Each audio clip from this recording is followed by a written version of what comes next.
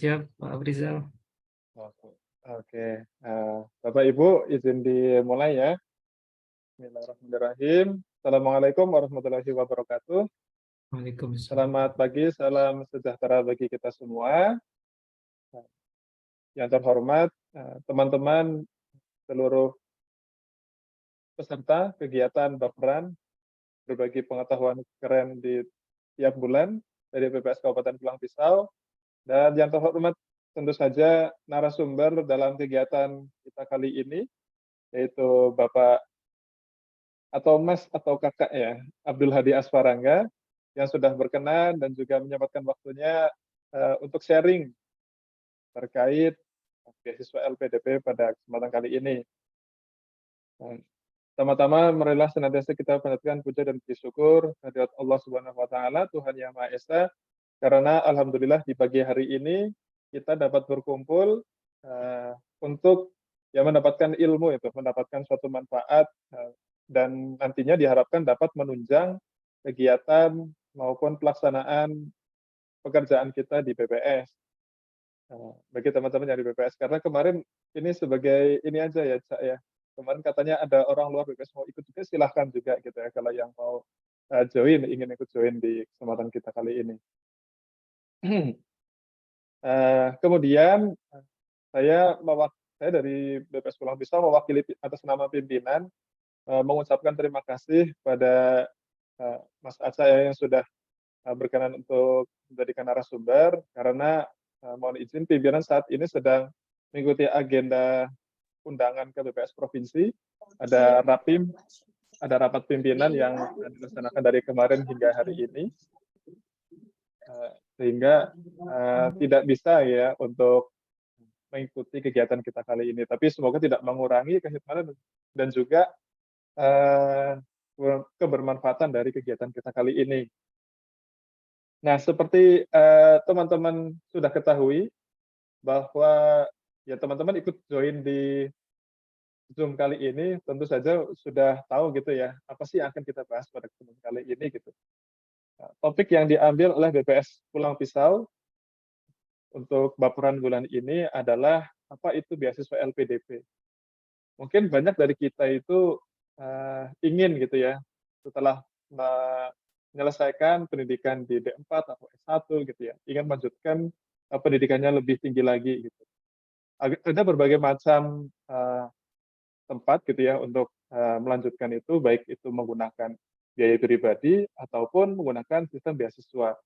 Nah, beasiswa pun ternyata juga cukup banyak gitu. Ada misalnya dari BPS, dari Bappenas gitu kan. Ada juga ternyata dari LPDP gitu. Nah, mungkin banyak gitu ya, termasuk saya gitu, tidak mengetahui secara gamblang, secara detail, secara lebih jelas, apa sih itu beasiswa LPDP gitu. Kebanyakan kita mungkin sering dengar beasiswa LPDP, tapi bagaimana itu sistemnya, bagaimana itu apa lebih lebih detailnya gitu ya. Sekarang insya Allah kita akan membahas dengan narasumber kita Abdul Hadi Aswarangga, atau yang akrab gitu ya, karena saya dulu satu angkatan dengan Mas Abdul Hadi Aswarangga ini, atau akrab disapa dengan Aca gitu. Nah, nanti selama kegiatan kita kali ini, mohon izin saya mungkin supaya lebih akrab, supaya kita tuh lebih dekat, ya kita panggil dengan Mas Aca gitu ya. Nah, sebelum saya sampaikan ke nanti waktu tetap disampaikan ke Mas Aca, saya akan membacakan terlebih dahulu kurikulum vitae dari Mas Aca ini ya. Bentar, saya izin share screen.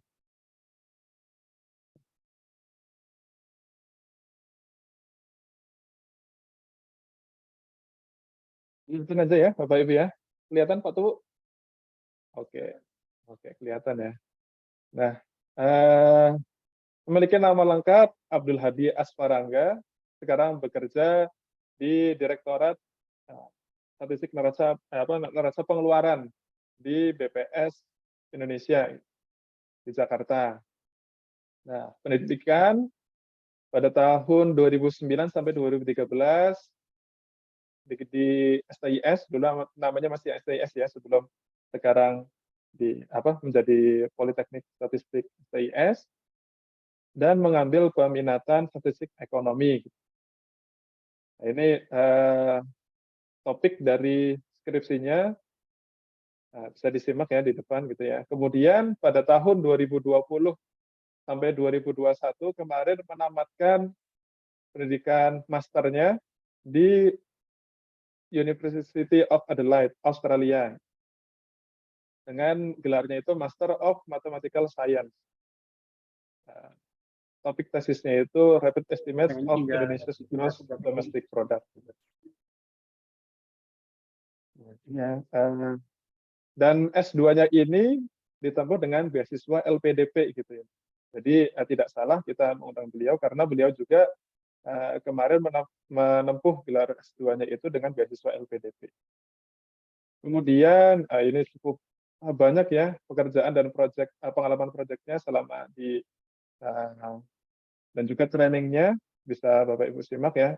Sekarang selain bekerja di BPS itu Mas Aca ini juga sebagai dosen di STIS, di Polstat STIS, mengajar analisis time series di Polstat STIS sampai saat ini. Kemudian dulu waktu pas kuliah itu juga sebagai ketua PKL, ya, Coordinator of Project Fieldwork, yaitu ketua PKL-nya gitu, angkatan 51, di mana saat itu PKL-nya di Gunung Kidul, Yogyakarta.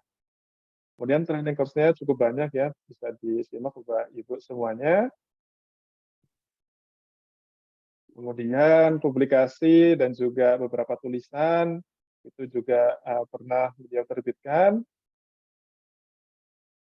Ini achievement dan awards juga wah luar biasa nih ya beliau ini dari tahun 2010 ya sampai tahun 2022, bahkan dari saat kuliah kemarin sampai saat bekerja juga menelurkan beberapa piagam maupun penghargaannya. Kemudian beberapa skill seperti yang dilihat di depan dari bahasa. Nah ini saya baru melihat ini bahasa Mangkasara. Ya, jadi Bapak Abdul Hadi Aswarang ini aslinya dari Sulawesi Selatan gitu ya, dari Tekalar. Ini mungkin bahasa Mangkasar ini bahasa daerah sana itu ya, Cak ya? Iya, nyebutnya gitu Zal. Oke, bahasa Mangkasar ya. Kemudian IELTS-nya dan juga beberapa skills lain yang dimiliki. Nah, oke, tanpa perlu berpanjang lebar lagi, mungkin kita akan simak ya terkait materi yang akan disampaikan. Nantinya setelah sesi ini, insya Allah akan kita lanjutkan dengan sesi tanya jawab. Sesi tanya jawab ini nanti Bapak Ibu silahkan untuk menyampaikan apapun yang ingin ditanyakan, ingin lebih detail gitu ya. Ya apa sih itu LPDP, berapa sih mungkin uang saku kemungkinan nanti akan kita bahas lebih dalam lagi. Atau Bapak Ibu ingin bertanya langsung via kolom chat juga dipersilahkan. Gitu ya. Oke, pada Mas Caca sudah siap? Ya, siap Pak Afrizal. Oke, saya serahkan waktu dan tempat pada Mas Caca. Ya baik, terima kasih Mas Afrizal ya atas kesempatannya. Assalamualaikum warahmatullahi wabarakatuh. Waalaikumsalam. Ya sebelumnya saya mengucapkan terima kasih ya sebuah kehormatan diundang oleh BPS Pulang Pisau ya dalam acara Bapran ya. Semoga nggak pada baper ya. Tapi lebih tadi ada kepanjangannya ya bahwa luar biasa ini ya di BPS Pulang Pisau itu kan krunya cuma 12 ya Zal ya. Tapi di tengah kesibukan BPS yang lumayan padat ya itu tetap ya ada sesi untuk melakukan pengembangan peningkatan informasi, pengembangan diri yang melalui beberapa kegiatan. Nah, di sini ya pada kesempatan ini saya akan men-sharingkan yang terkait dengan beasiswa LPDP ya. Jadi mudah-mudahan ya bagi teman-teman yang mungkin sedang mempersiapkan ya atau mungkin akan berencana mendaftar entah itu di tahun ini atau di tahun depan, mudah-mudahan bisa kita sama-sama belajar ya, untuk bisa kita menggapai, impiannya. Ya, jadi sharing ini, bagi saya sendiri ya, Zal, ya, ini, manfaat untuk memotivasi saya lagi ya, jangan sampai berhenti hanya di sini, mudah-mudahan nanti bisa melanjutkan lagi ya ke jenjang, berikutnya ya. Amin. Lanjut, Ya, Kak. ya, Zal. Baik, tadi sudah jelaskan ya. Jadi, pada kesempatan kali ini saya akan menjelaskan ya terkait dengan 4 hal. Yang pertama sih, kenapa sih kita harus kuliah. Jadi sebelum masuk ke beasiswa LPDP, saya ingin berbagi sharing juga ya terkait kenapa sih kita harus kuliah ya. Kemudian setelah itu kita akan membahas terkait dengan beasiswa LPDP, kemudian bagaimana sih tahapan seleksinya ya, ketatnya itu ada di mana gitu ya. Kemudian terakhir, memberikan tips ya sebagai awalan ya di dalam mempersiapkan beasiswa, bagaimana sih kita, memilih ya, karena kan ketika kita ingin melanjutkan kuliah itu kan ada banyak pilihan ya. Kita memilih jurusannya, memilih universitasnya, atau memilih negaranya. Nah, itu kan mudah-mudahan kita bisa mempertimbangkannya dengan baik. Jadi di sini saya, sharing bukan berarti bahwa itu selalu yang terbaik, tapi saya memberikan perspektif kalau misalkan memilih ini itu apa sih, mungkin reason-nya apa sih, alasannya. Jadi di sini kita berbagi, informasi ya dan pengalaman. Nah, yang pertama, saya ingin, sharing-kan terkait dengan kenapa sih, kita harus kuliah lagi ya. Ya di sini kan pada umumnya yang hadir kan, PNS ya, Zal, ya. Jadi mungkin ya bagi, sebagian orang ada yang mungkin ya pengen kuliah itu, karena mungkin maaf, karena mungkin dia jenuh ya, ini apalagi tahun ini ada banyak pekerjaan ya di kabupaten kota, misalkan mungkin ada Reksosek ya, kemudian ada ST ya, kemudian, banyak hal lah gitu yang dimana kalau kita sadari pekerjaan itu ternyata tidak ada habis-habisnya, yang mungkin ya bisa saja mungkin seperti Pak Ahmad Nizar ya yang udah 8 tahun ya Pak Nizar ya, mau 9 tahun ya mungkin itu udah waktu yang, cukup lama ya di dalam bekerja, yang perlu perlu refreshing ya, perlu penyegaran, sehingga ada, semacam apa ya, dalam fase kehidupan kita ada peningkatan ya dari tahap satu ke tahapan lainnya. Karena kalau misalkan kita stuck kepada, posisi tertentu itu bisa menimbulkan kejenuhan dan, menghambat potensi-potensi yang kita miliki ya. Nah, kemudian ada juga mungkin ya yang kuliah itu karena, karir ya. Jadi misalkan sekarang, misalkan ya ke depan dia misalkan pengennya menjadi suatu pejabat, atau mungkin ya saya agak nggak tahu sekarang masih relevan apa enggak angka kredit ya. Kalau dulu kan masih 50 ya, Zal, ya, pas kita kuliah ini masih 50, tapi sekarang, mungkin nggak semenggiurkan dulu ya. Tetapi kalau kita lihat juga kan ya banyak sekarang ya mungkin kalau yang pimpinan tinggi ya, kalau teman-teman perhatikan juga, banyak yang semacam S3 itu sudah menjadi, apa ya, kelumrahan atau pada umumnya dituntut sudah S3 ya. Jadi kalau Pak Ahmad Nizar nih ingin menjadi kepala BPS provinsi mana nih, provinsi Kalteng itu atau provinsi Kalsel, berarti perlu, mungkin ya melanjutkan kuliah sebagai salah satu ikhtiar untuk mencapai itu. Nah, tetapi mungkin ya sebagian dari kita ada juga, mengikuti tren ya. Jadi apa ya, istilah sekarang itu mungkin apa ya, FOMO ya, saya agak lupa juga kepanjangannya, tapi mungkin ngelihat ya teman angkatan saya sekarang ada yang udah kuliah misalkan di Amerika, di Eropa, ada yang udah misalkan ke mana-mana gitu, sedangkan saya di sini-sini aja. Nah, bisa jadi ada muncul ya di dalam diri kita kayak takut tertinggal gitu. Jadi, pengen kuliahnya itu karena misalkan takut tertinggal, merasa insecure karena teman-temannya udah, misalkan kuliah lebih dulu. Sebenarnya sih ketiga alasan ini ya, itu, eee, manusiawi ya, maksudnya rasional gitu. Misalkan ada yang kuliah karena misalkan saya pengen break sebentar dulu dari pekerjaan, atau misalkan saya pengen mengejar karir tertentu ya, yang mensyaratkan harus ada peningkatan jenjang kuliah, atau misalkan tadi ada insecure. Kalau menurut saya itu ketiga alasan ini adalah alasan yang manusiawi, Tetapi yang ingin saya tekankan bahwa kita perlu meluruskan niat dan memantapkan motivasi ya, agar ketika kita kuliah itu, tidak bukan berarti apa ya, ya tidak sia-sia gitu ya. Jadi kalau teman-teman bayangkan ya bahwa ketika kita kuliah itu ada banyak, eee, resources ya yang kita gunakan gitu untuk kuliah ini ya, atau pengorbanan yang kita harus keluarkan ya, entah itu, tenaga ya, kemudian ada waktu, ya, atau mungkin ada mungkin harta ya, atau mungkin LDM ya. Kan ada sebagian termasuk saya juga ya ketika misalkan saya kuliah di Australia kan berarti saya sempat gitu ya terpisah dengan istri saya ya. Atau misalkan ada yang, harus berkutat ya dengan materi-materi yang sulit ya selama 2 tahun ya.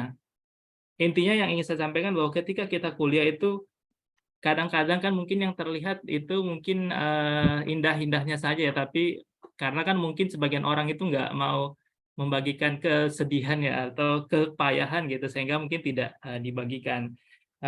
Nah, poin yang ingin saya tekankan bahwa ketika kita kuliah, itu ada banyak loh resources yang kita, eee, habiskan, yang kita luangkan. Nah, akan sangat sayang gitu kalau misalkan itu sudah sangat banyak resources yang kita keluarkan, tetapi kita kuliah sekedar kuliah gitu. Tidak ada perubahan sebelum dan setelah kuliah gitu, hanya gelarnya saja yang nambah. Nah, itu jangan sampai terjadi. Jadi di sini kita sama-sama memantapkan motivasi agar ketika kita kuliah itu kita bisa tumbuh ya, bisa naik nih sesuai grafiknya ya, kita bisa mengembangkan diri. Jadi yang harus tumbuh itu ada 2 ya, knowledge sama sama, skills-nya ya. Ya knowledge ya utamanya tentu terkait dengan, studi yang kita pelajari, entah itu ekonomi, entah itu kependudukan, sosial, statistik, data science, dan sebagainya. Nah, yang terpenting juga adalah skills ya, baik itu hard skill tadi ya, mungkin programming, analisis, dan sebagainya. Tapi yang, sisi lain ya, selain terkait dengan, apa ya, pengetahuan dan skills terkait dengan pelajarannya itu sebenarnya ketika kita kuliah itu tidak hanya berdampak kepada pengetahuan yang seperti itu saja, tetapi sebenarnya itu bermanfaat kok ke kehidupan kita sehari-hari ya. Karena harapannya teman-teman ketika kita kuliah itu kita bisa mengembangkan, eee, yang namanya, eee, critical thinking skills ya, sama, eee atau inilah ya, ya intinya problem, solving skills ya, atau mungkin ya bisa juga semacam ya creative thinking ya. Jadi ketika kita selesai kuliah itu, menjadi individu yang tumbuh yang lebih baik ya, baik itu dalam, hal, pola pikir kritisnya ataupun mungkin kreatif gitu. Nah, apa sih dari critical thinking itu mungkin kalau sebagai contoh ya, mungkin ya kalau harapannya nanti, dari teman-teman ini kan ada yang, entah itu menjadi pimpinan, mengambil kebijakan dan sebagainya, itu kan Apa tuh? sebenarnya dibutuhkan yang namanya, Apa? critical thinking skills ya. Jadi mungkin sebagai contoh ya yang mungkin di beberapa daerah itu diterapkan, anggaplah ya, jadi misalkan BPS menerapkan bahwa suami istri itu, tidak boleh satu, satker ya, karena misalkan ada conflict of interest. Nah, kadang-kadang itu kalau kita misalkan tidak memiliki cara berpikir yang sistematis ya, atau, pola pikir yang, kritis, misalkan, oh kita langsung menarik bahwa, oh ini harus dipisah misalkan karena, akan ada muncul conflict of interest. Nah, dengan misalkan kita itu kuliah itu kita bisa mengidentifikasi itu masalah dengan baik dan solusinya itu dengan lebih tepat, bukan, apa ya, solusi-solusi yang intuitif gitu. Jadi kalau misalkan nih, oh sebenarnya permasalahannya adalah conflict of interest. Kemudian apakah memang kebijakannya itu misalkan suami istri itu terpisah. Nah, ini yang bisa jadi ya itu kan butuh kajian dan, apa ya, entah misalkan jangan-jangan ketika suami istri dipisah productivity dari pegawai itu menurun, itu kan bisa saja terjadi dan itu bisa bertentangan dengan tujuan organisasi misalnya. Nah, artinya yang ingin saya sampaikan bahwa dengan kita kuliah itu nggak hanya terkait dengan hard skill, tapi soft skill seperti cara berpikir kritis ya, kemudian menghasilkan ide-ide atas suatu permasalahan, berpikir secara sistematis, itu diharapkan kita bisa peroleh ya melalui kuliah. Jadi mudah-mudahan teman-teman yang nanti akan melanjutkan kuliah itu ada peningkatan ya, ada peningkatan terkait dengan knowledge dan skills-nya. Ya baik, itu pengantar ya bahwa kenapa sih harus kuliah. Nah, kita masuk ke yang utamanya terkait dengan beasiswa LPDP ya. Nah, di sini saya men-sharingkan juga terkait dengan visi dan misi LPDP karena biar teman-teman tahu ya bahwa kalau misalkan kita apply ke suatu beasiswa, kita harus tahu tujuan atau visi dari beasiswa tersebut sehingga kita bisa melakukan matching diri kita terhadap apa yang diharapkan oleh pemberi beasiswa sehingga kita bisa memenuhi ekspektasi dari pemberi beasiswa. Jadi visi LPDP itu kan menjadi lembaga pengelola dana bertaraf internasional guna menyiapkan SDM Indonesia yang berdaya saing global serta turut mendorong inovasi bagi terwujudnya Indonesia yang sejahtera, demokratis, dan berkeadilan. Jadi harapannya ya dari LPDP itu kenapa sih LPDP mau menggelontorkan banyak ya miliaran rupiah untuk membiayai orang-orang karena bagi pemerintah Indonesia ke depannya, karena misalkan infrastruktur sudah dibangun, tapi kalau infrastruktur bagus orangnya nggak becus misalkan ya, itu kan useless ya. Nah, makanya visi ke depan itu akan banyak ke dalam pengembangan sumber daya manusia yang berdaya saing global. Jadi di sini harapannya sih ya, jadi biasanya sih profil-profil yang diharapkan oleh LPDP itu adalah tentu ya tadi ya di sini berarti kan dia inovatif ya. Di sini ya kemudian biasanya sih dia ada leadership skill ya. Artinya dia memiliki apa ya, jiwa kepemimpinan yang artinya dia bisa membawa pengaruh entah itu ke lingkungannya, ke lingkungan kerja atau masyarakat dan sebagainya dan sekecil apapun itu ya. Jadi jangan sampai kita tuh membayangkan auto overthinking bahwa sesuatu hal yang luar biasa gitu, yang mungkin hanya dilakukan oleh orang-orang besar. Jadi tidak seperti itu ya. Jadi kita kontribusi apapun ya, itu bisa kita sampaikan. Yang penting itu adalah konkret dan terlihat jelas bahwa itu berdampak kepada pembangunan di Indonesia. Jadi kalau menurut saya ada dua ini ya beberapa karakteristik yang diharapkan dari penerima LPDP. Jadi harapannya nanti Indonesia bisa maju, artinya di sini kan berdaya saing global ya. Artinya di situ kan banyak skills, knowledge ya yang diharapkan kita ke depan bisa leading ya sehingga bisa bersaing dengan negara-negara lain. Jadi harapannya sih biasanya itu ya menjadi Indonesia emas ya. Indonesia emas tuh di 2045 itu sih yang sering diulang-ulang ya. Nah, jadi ya harapannya teman-teman di sini menjadi tunas-tunas ya untuk untuk menyongsong Indonesia Emas 2045 ya dengan kita sama-sama meningkatkan knowledge dan skills kita melalui lanjut kuliah ya. Nah itu terkait dengan visi dan misi LPDP. Nah ini ada statistik awardee dari LPDP.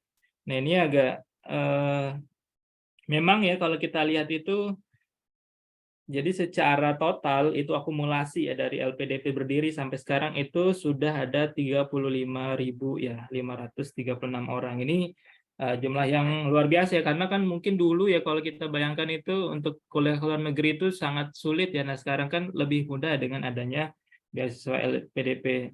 Nah cuman mungkin nih ironisnya Zalia Kalteng itu termasuk yang jumlah awardee-nya terendah. Jadi ini dua hal ya, mungkin bisa jadi belum banyak yang apply di sini secara total yaitu masih 0,21%. Nah, di sini masih didominasi oleh Jawa ya. Jadi Pulau Jawa, Jawa Barat ya 18,7, Jawa Timur 13,7, DKI Jakarta 11,8. Nah, mudah-mudahan nih dengan ada sharing ini luar biasa BPS Pulang Pisau mudah-mudahan mendorong ya. Jadi semakin banyak awardee dari Provinsi Kalteng ataupun dari provinsi-provinsi lainnya sehingga apa ya termasuk pemerataan pembangunan ya khususnya pembangunan manusia itu bisa terjadi di seluruh Indonesia ya jadi semua wilayah Indonesia itu bisa berkembang dengan peningkatan SDM di masing-masing daerah. Nah kalau di LPDP apa aja sih beasiswa yang tersedia ya? Nah, di sini kalau teman-teman lihat ada beasiswa afirmasi. Nah di sini ada beasiswa Putra Putri Papua berarti ini yang dari Papua ya. Kemudian beasiswa dari afirmasi ini, jadi LPDP itu ada daftar, kabupaten kota yang masuk ke dalam daerah afirmasi. Nah, itu kalau misalkan, eee, apa namanya, masuk daerah itu, saya sih sarankan memilih beasiswa ini, karena keunggulannya apa, kita bisa mengikuti pengayaan bahasa. Jadi kalau bahasa Inggris misalkan kita ingin sekolah di luar negeri, tapi bahasa Inggris kita terbatas, nah dengan mengikuti beasiswa afirmasi itu standar bahasa Inggrisnya lebih rendah dan nanti bisa dibiayai untuk tes bahasa Inggrisnya maupun kursus, bahasa Inggrisnya. Nah, kalau di Kalteng saya agak, kurang paham, kurang ingat ya di daerah mana saja yang masuk, ke dalam, daerah afirmasi ya. Kemudian, ada beasiswa prasejahtera, ini bagi yang kurang mampu ya, tapi biasanya ini dari S1 ke S2 ya. Kemudian beasiswa penyandang disabilitas. Nah, mungkin yang paling relevan bagi kita ya, yang mungkin ya yang secara umum bisa masuk itu adalah, jenis yang kedua, yaitu beasiswa targeted ya. Khususnya yang di, beasiswa PNS, TNI, Polri. Walaupun ada banyak Kak di sini ya, kalau teman-teman lihat ada beasiswa spesialis, ada doktor praktisi, ada kader ulama ya, ataupun misalkan di sini ada beasiswa kewirausahaan, ada kerjasama metalurgi dan sains material, ada kerjasama dengan SUNET. Nah, tapi kalau kita sih nanti akan fokus di sini ya, karena kebanyakan dari kita adalah, PNS ya, jadi nanti akan kita fokuskan di sini. Walaupun ada juga yang di beasiswa terakhir. Jadi ini sebenarnya menunjukkan hierarki juga ya. Jadi dari atas itu berarti yang persyaratannya lebih mudah ya, lebih longgar, semakin ke bawah itu semakin, biasanya semakin tinggi persyaratannya.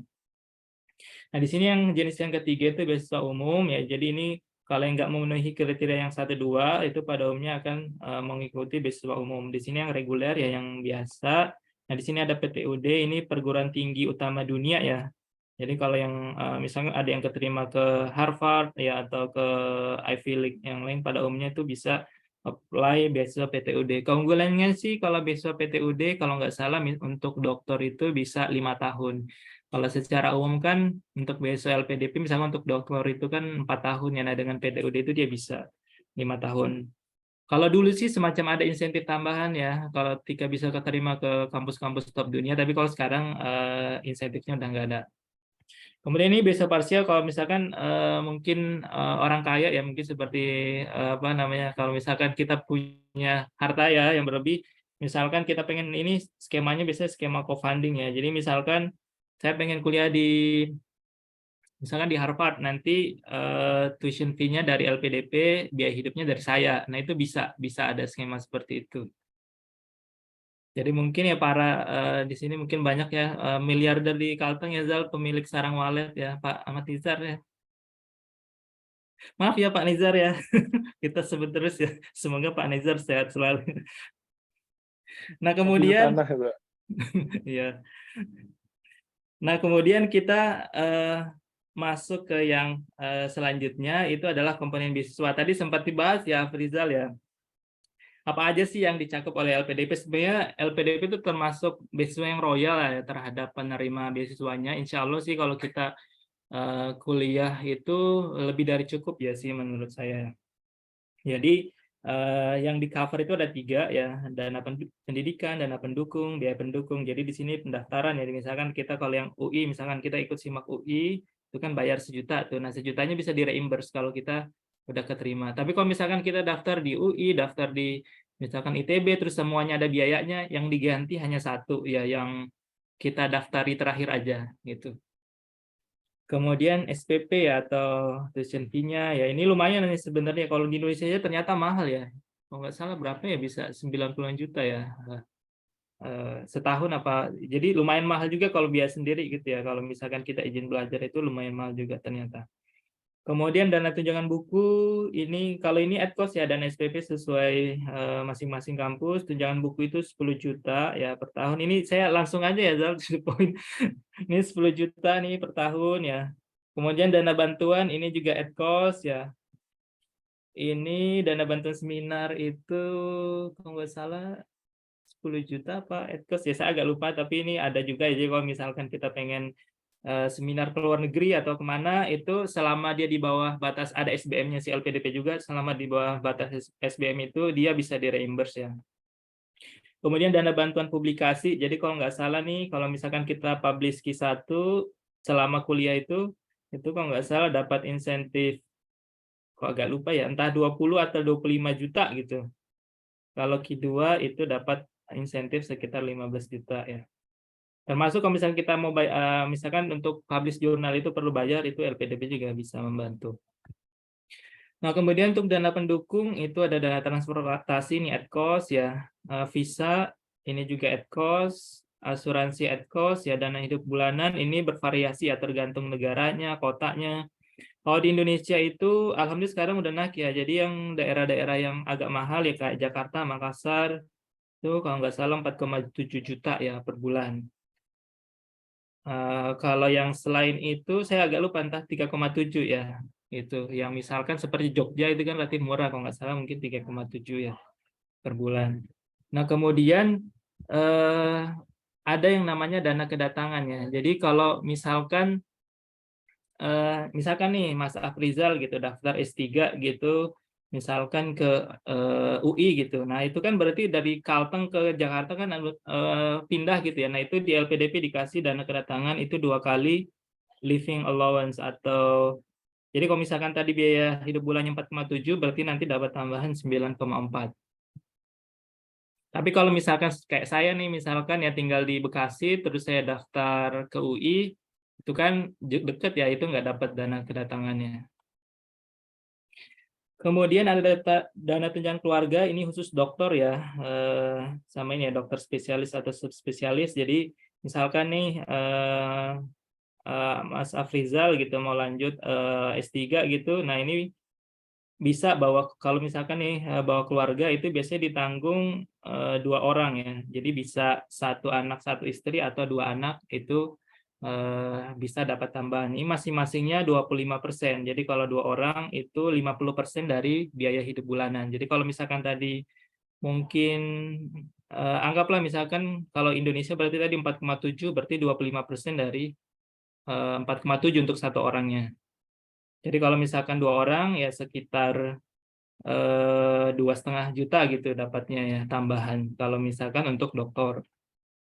Kemudian ada dana keadaan darurat ya. Nah, ini untuk afirmasi itu ada pengayaan bahasa ya, termasuk di dalamnya misalkan dia butuh tes IELTS atau TOEFL IBT itu bisa dibayarkan ya. Itu keunggulannya kalau afirmasi. Karena bisa dikursuskan ya bisa 3 bulan tergantung ya, bisa 6 bulan ini relatif ya. Kemudian dapat juga yang terakhir ini ya dan aplikasi visa pendamping, transportasi pendamping ya. Nah, ini tapi khusus yang penyandang disabilitas. Ya karena kan dia nggak misalkan yang difabel itu kan nggak bisa sendiri, dia butuh pendamping. Nah, itu untuk disabilitas ada dana tambahan. Nah, kemudian ini mungkin teman-teman juga udah tahu ya, tapi nggak apa-apa ya kita ingat. Jadi di 2023 ini kan LPDP sudah buka ya, jadi terakhir itu tanggal 25 Februari. Artinya masih ada ya sekitar 15 hari lagi ya sampai beasiswa ini ditutup. Tapi kalau misalkan nggak sempat, ini juga masih bisa ikut yang tahap kedua 9 Juni sampai 9 Juli 2023. Nah, cuman sih keunggulannya kalau misalkan ikut tahap 1 ya kalau sekarang itu kalau misalkan kita pun nggak lulus di tahap wawancara di tahap 1 itu bisa lagi lanjut di tahap 2 gitu. Jadi peluang untuk mencobanya itu kan jadi lebih banyak, jadi peluang kelulusannya tentu jadi lebih besar ya dengan kita mencoba banyak kali.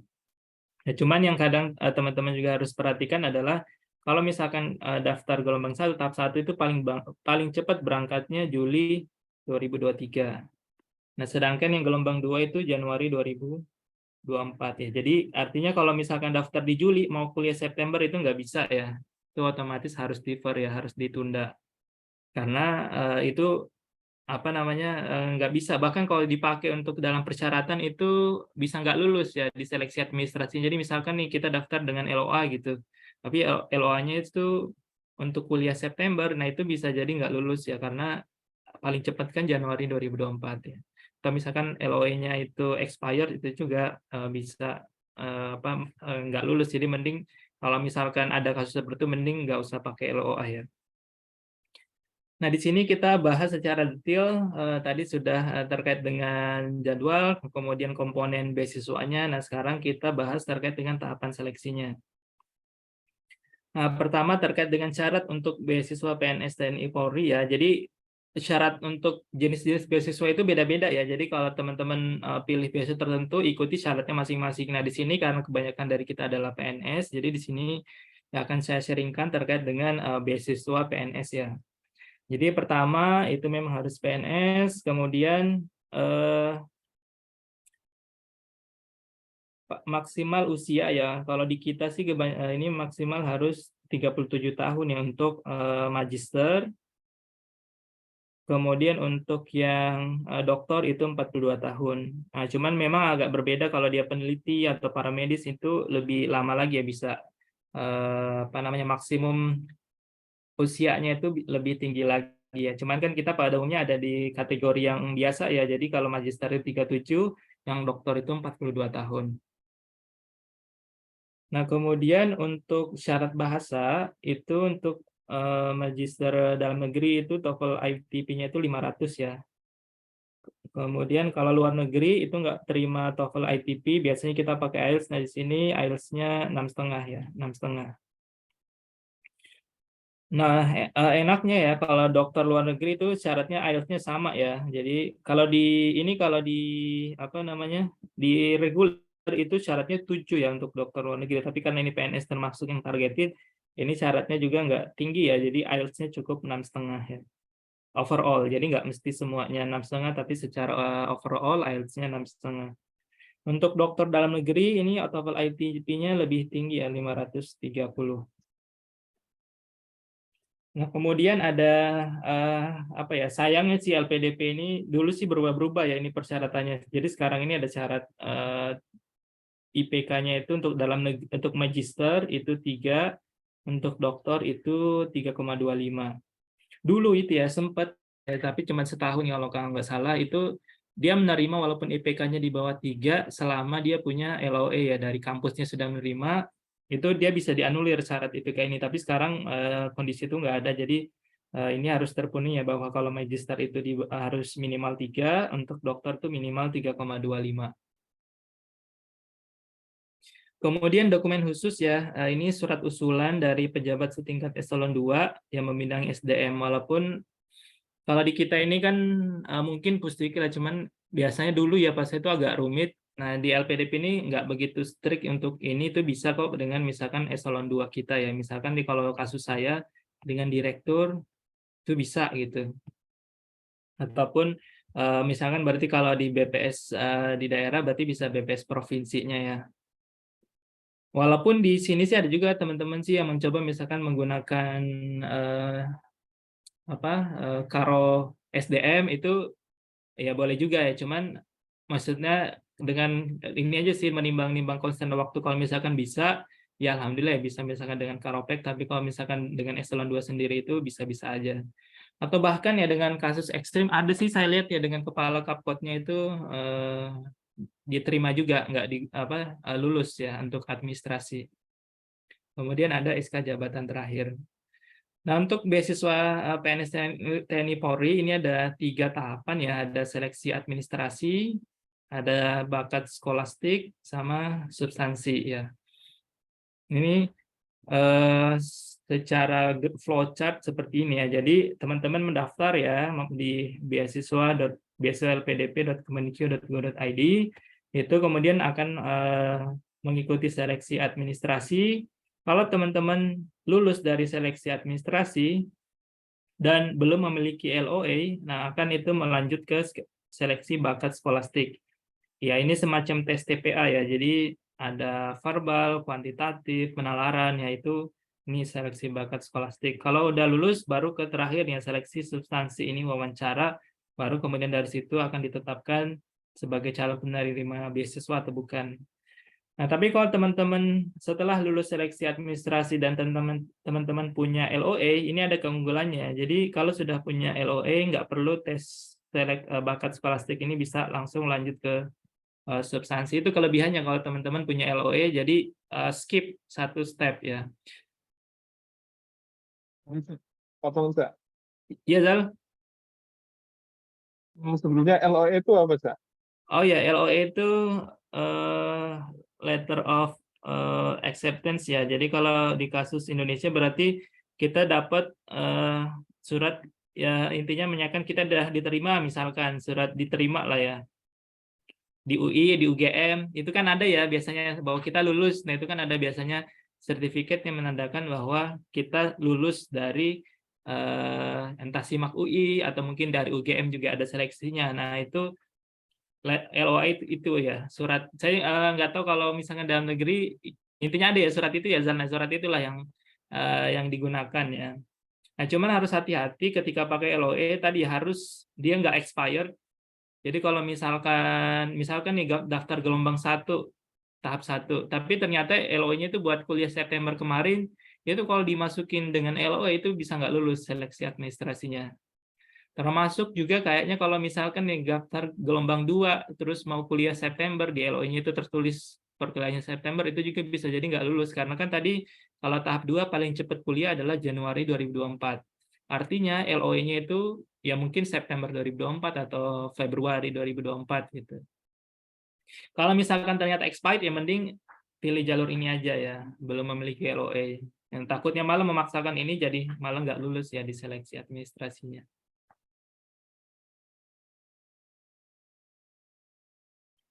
Nah, ini sedikit tips ya terkait dengan seleksi LPDP ya di sini ya, karena sekarang kita ada di masa SKP, jadi di sini ada sesuai ekspektasi dan di atas ekspektasi ya. Jadi apa sih kalau misalkan kita mau lulus ya, syarat minimalnya apa aja sih? Jadi pertama, semua persyaratan terpenuhi ya. Jadi jangan sampai ada berkas yang nggak terupload ya, atau ada berkas yang nggak terpenuhi, itu otomatis nggak lulus kalau ada yang kelewat. Kemudian yang kedua, pastikan segala berkas yang diunggah adalah berkas yang sesuai dan asli. Jadi kalau misalkan teman-teman, ya enggak lah ya, kayaknya di sini orang-orang baik semua. Misalkan dulu sih katanya ada misalkan IELTS-nya palsu, atau dokumen-dokumen bahasa Inggrisnya itu apa ya, semacam buatan gitu. Nah, itu bisa di blacklist malah ya kalau ketahuan ya. Kemudian yang kedua juga kan ini ada banyak berkas yang diupload ya. Nah, itu sesuai. Jadi kalau diminta ijazah, uploadnya di situ ijazah ya. Jadi harus hati-hati sebelum disubmit, dicek satu persatu apakah persyaratan yang diminta udah sesuai dengan berkas yang diupload ya. Kemudian pastikan juga berkas syarat bahasa itu masih berlaku. Jadi kalau misalkan biasanya sih 2 tahun ya. Jadi kalau misalkan TOEFL ITP-nya udah tes gitu di 2022 ya. Nah, berarti kalau 2023 masih berlaku tuh ya. Tapi kalau misalkan udah tes di 2021 gitu, dan misalkan di awal-awal tahun, nah itu sudah nggak berlaku, itu bisa nggak lulus ya kalau ternyata memasukkan dokumen bahasa yang expired ya. Kemudian yang kedua, ini surat eselon 2 ya, dibuat di tahun 2023. Jadi takutnya mungkin ya ada yang udah mencoba beberapa kali pakai surat-surat yang dulu, itu harus diupdate juga ya suratnya. Kemudian ya ini apa sih yang kalau di atas ekspektasi. Jadi ketika seleksi administrasi itu sebenarnya ada salah satu esai yang menjadi syarat, itu semacam esainya itu komitmen kembali ke Indonesia, kemudian rencana pasca studi ya, dan rencana kontribusi. Nah, ini esainya satu ya, tapi mencakup 3 ini ya. Nah, ini sebenarnya sih pada umumnya buat orang-orang kuliah ke luar negeri sih, apalagi sekarang lagi hangat ya, bahwa banyak award di LPDP nggak mau pulang ya, karena keenakan di luar negeri ya, pekerjaan mudah gitu, kemudian gajinya lebih tinggi. Nah, di sini kalau menurut saya termasuk kunci nanti keberhasilan teman-teman itu diwawancara ada di esai ya. Jadi buatlah esai yang menarik pewawancara, karena kan pewawancara itu banyak membaca esai orang-orang gitu. Jadi kalau teman-teman itu nggak unik, nggak menarik gitu, nggak bisa menggali apa yang teman-teman itu unggul, apa yang teman-teman bisa tunjukkan bahwa teman-teman itu potensial, itu tuh akan sulit. Jadi kalau bisa teman-teman itu kenali diri teman-teman ya, kemudian ambil ya momen-momen atau masa-masa teman-teman itu bisa menunjukkan apa ya, kemampuan teman-teman, potensi teman-teman, ditulis ya secara menarik agar si pewawancara itu terkesan gitu, walaupun membacanya cepat ya si esainya itu, tapi bisa impress ya, bisa terkesan si wawancaranya. Dan juga konkret ya, jangan menulis sesuatu yang di awang-awang ya, atau angan-angan gitu. Jadi tulis secara konkret dan tentunya apa ya, real gitu, jangan ngomong yang abstrak gitu ketika bikin esainya. Kemudian isikan profil diri dengan matang ya, kalau nggak salah ini kita semacam dulu sih nggak ada ya, kalau sekarang katanya ada semacam apa sih kelebihan kita, kemudian apa sih kekurangan ya. Nah ini ketika ngisi hal-hal gini ini kan tricky karena pertanyaan psikologis ya, jadi pilihlah yang menurut teman-teman ya, khususnya kekurangan ya, yang ya teman-teman jangan sampai malah akan menjatuhkan teman-teman ketika ngisi yang kekurangan, jadi pilih gitu. Termasuk kelebihannya juga pilih yang teman-teman ingin tonjolkan ya. Selain itu juga tuliskan semua prestasi teman-teman ya, dari yang teman-teman anggap itu remeh-temeh itu masukin aja semua, karena nggak ada yang remeh-temeh ya. Jadi sebuah pencapaian ya, sebuah prestasi itu masukin aja semua, publikasi, BPS atau mau terakreditasi atau enggak, masukin aja semua ya. Jadi termasuk juga pelatihan-pelatihan. Jadi jangan menganggap suatu hal itu harus yang luar biasa, masukin semua dan mudah-mudahan itu bisa menambah profil diri kita ya. Itu untuk seleksi administratif ya. Nah, untuk tahapan yang kedua itu adalah seleksi bakat skolastik ya. Kalau teman-teman punya tadi LOE ya, atau sudah diterima di UGM, sudah diterima ITS dan sebagainya, itu nggak perlu yang ini ya, bisa skip ya. Nah, cuman kalau misalkan teman-teman daftar tanpa LOE, ini harus mengikuti seleksi bakat skolastik, itu kalau nggak salah ya, ada verbal, itu sekitar 30 menit, kuantitatif 40 menit, pemecahan masalah, ini semacam penalaran analisis 20 menit ya. Yang susah sih yang ini ya, kebanyakan ya. Jadi teman-teman juga, karena ini sequence ya, jadi kita nggak bisa, misalkan saya mau ngerjain kuantitatif dulu, dia nggak bisa. Dia harus kerjain verbal dulu 30 menit, habis waktu baru kemudian lanjut ke kuantitatif. Dan kita ketika ngerjain kuantitatif, misalnya kita unggul di kuantitatif, kita udah nggak bisa ngelihat si verbal ini ya. Jadi dia sequence pengerjaannya, termasuk yang pemecahan masalah. Nah, cuman kalau dari saya lihat ya, pengalaman teman-teman yang daftar itu insya Allah lulus ya, apalagi teman-teman ini kan kebanyakan statistisi dan mungkin perata komputer yang canggih-canggih lah ya, kemampuan tes TPA-nya ya, atau dulu mungkin kita sudah tes TKD ya, itu pada umumnya relatif sama ya. Apalagi keunggulannya dengan mengikuti beasiswa targeted ya, yang PNS ini, itu passing grade-nya lebih rendah ya. Saya agak lupa sih, ini kan berubah-ubah ya tiap tahun. Tapi pada umumnya sih bahkan dulu, bahkan yang benar itu kurang dari 50% itu masih lulus gitu, karena saking didorongnya ya. Jadi passing grade-nya nggak begitu tinggi untuk yang target kita, tapi kalau ikut reguler itu dia passing grade-nya lebih tinggi. Nah, di sini juga keunggulannya LPDP. Jadi LPDP itu tidak ada kuota ya, secara eksplisit tidak ada kuota. Jadi pada umumnya itu kita bersaing dengan diri kita sendiri. Termasuk di tes ini, selama kita di atas passing grade, mau berapapun awardee yang lulus itu akan keterima ya. Maksudnya akan lanjut ke tahap selanjutnya. Jadi kita bersaing dengan diri kita sendiri. Kalau beasiswa lain kan pada umumnya kan ada kuota, sehingga kalau misalkan ada calon awardee yang lebih jago, yang lebih kemampuannya lebih tinggi, itu kita bisa jadi tergeser ya. Nah, tapi kalau LPDP ini kita bersaingnya dengan diri kita sendiri, selama kita bisa ya di atas passing grade atau kemudian menampilkan hal-hal yang menonjol bagi kita, itu insya Allah bisa kita keterima hingga menjadi awardee.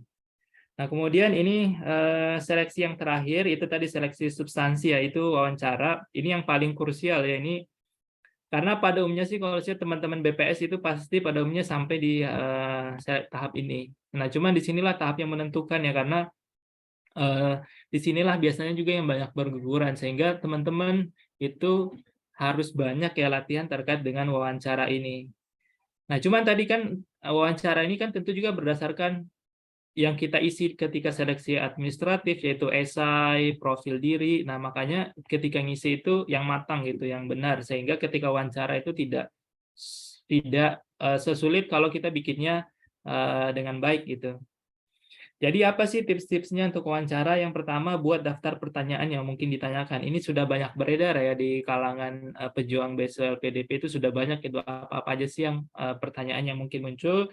Nah, setelah itu jawabannya jangan nyontek sama orang lain ya, karena kan kita bersaing sama diri kita sendiri. Nah, jadi caranya adalah kita berpikir, kita renungkan dari pertanyaan itu, kemudian kita tuliskan jawaban atas pertanyaan tersebut itu dengan matang dan konkret ya. Kan bisa jadi misalnya kita ditanya apa masalah terbesar kita.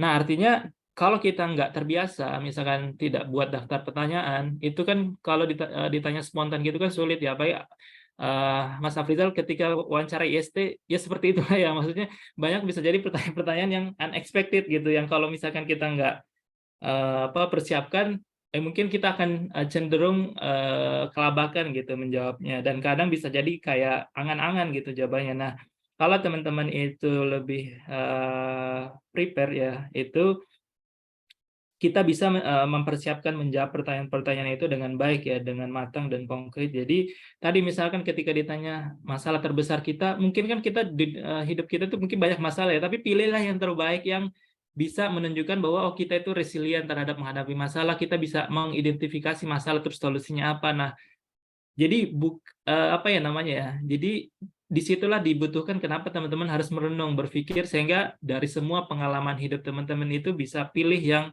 bisa menunjukkan kekhasan teman-teman, keunggulan teman-teman ya, dan itu tentu berbeda dengan orang lain. Dan tadi juga ya harus konkret ya ketika menjelaskan ya, termasuk ketika misalkan meminta solusi-solusi.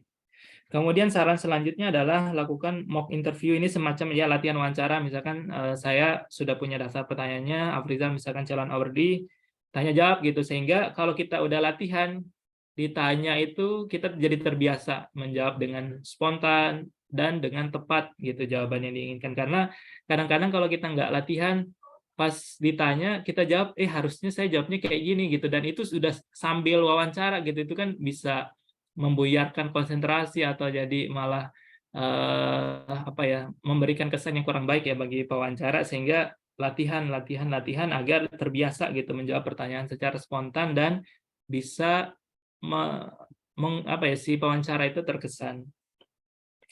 Nah, ini saran saya yang terakhir ya terkait wawancara. Jadi cara bahwa kita itu bisa menunjukkan keunggulan kita itu kita harus tahu diri kita dengan baik.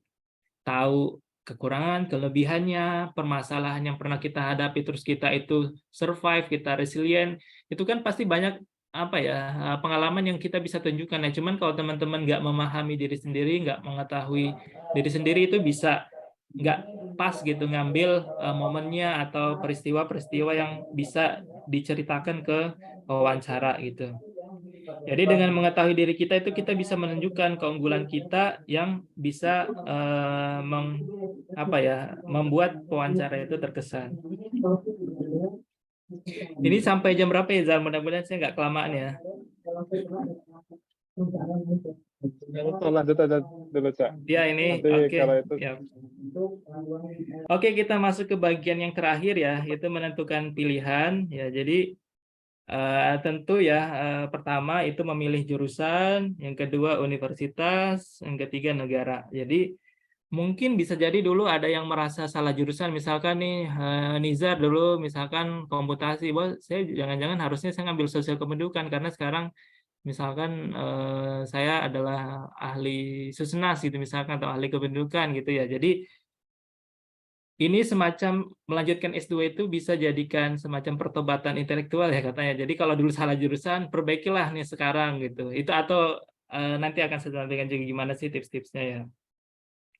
Jadi ketika memilih jurusan ini sebenarnya pepatah lama ya, tapi mungkin kita juga sendiri mungkin masih bingung mengimplementasikannya. Jadi ini hal biasa ya. Jadi do what you love atau love what you do. Jadi kalau misalkan ya,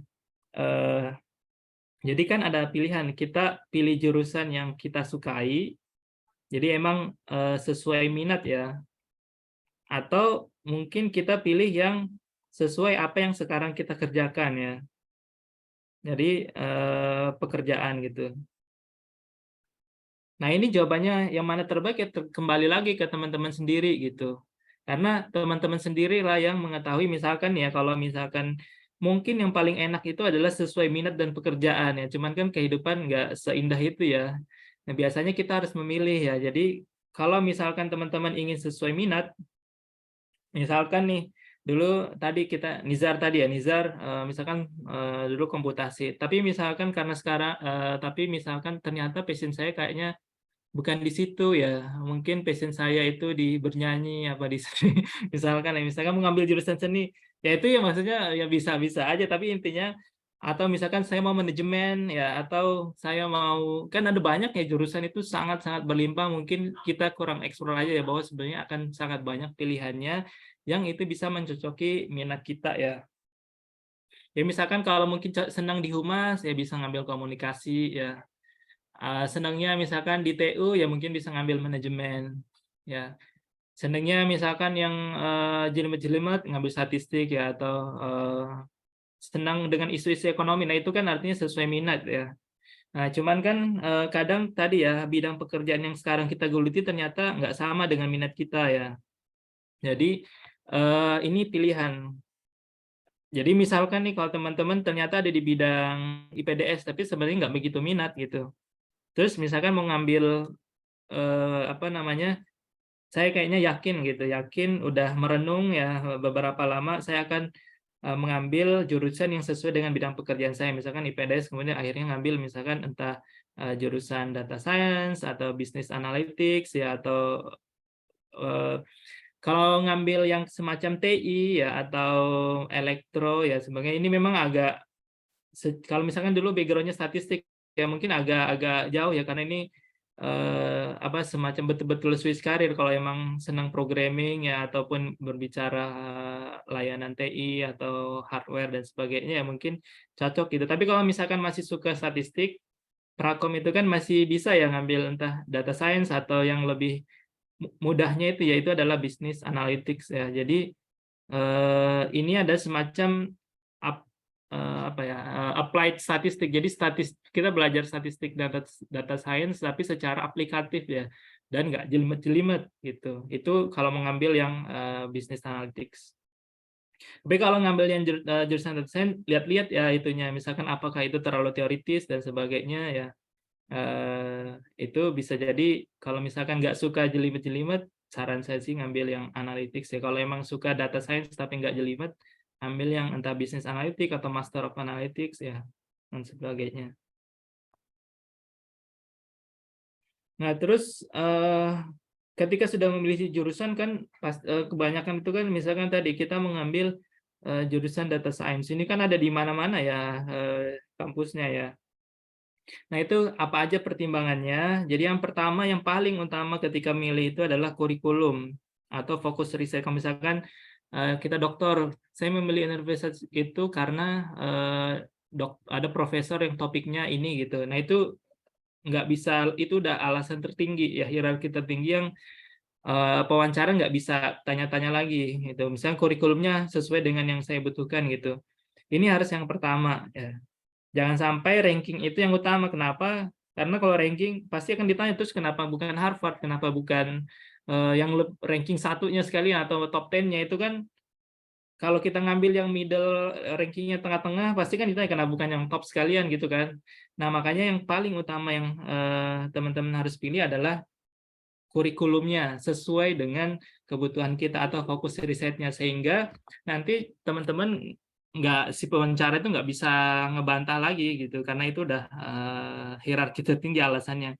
Kemudian yang kedua baru nih yang misalnya persyaratan masuk, pilih yang misalkan IELTS-nya lebih kecil persyaratannya, atau nggak perlu GRE ya. GRE itu semacam tes TPA tapi bayarnya mahal juga ya, sekitar 3 jutaan. Nah, itu ada kampus-kampus yang mensyaratkan itu ya. Jadi itu juga bisa menjadi pertimbangan teman-teman. Nah, ranking baru yang ketiga ya, mungkin kan jadi asumsinya adalah semakin tinggi rankingnya mungkin kualitas pendidikannya semakin bagus ya. Walaupun itu kalau menurut saya, kalau udah masuk universitas ranking dunia itu insya Allah udah bagus deh sistem pendidikannya gitu. Walaupun mungkin rankingnya nggak bagus-bagus amat ya.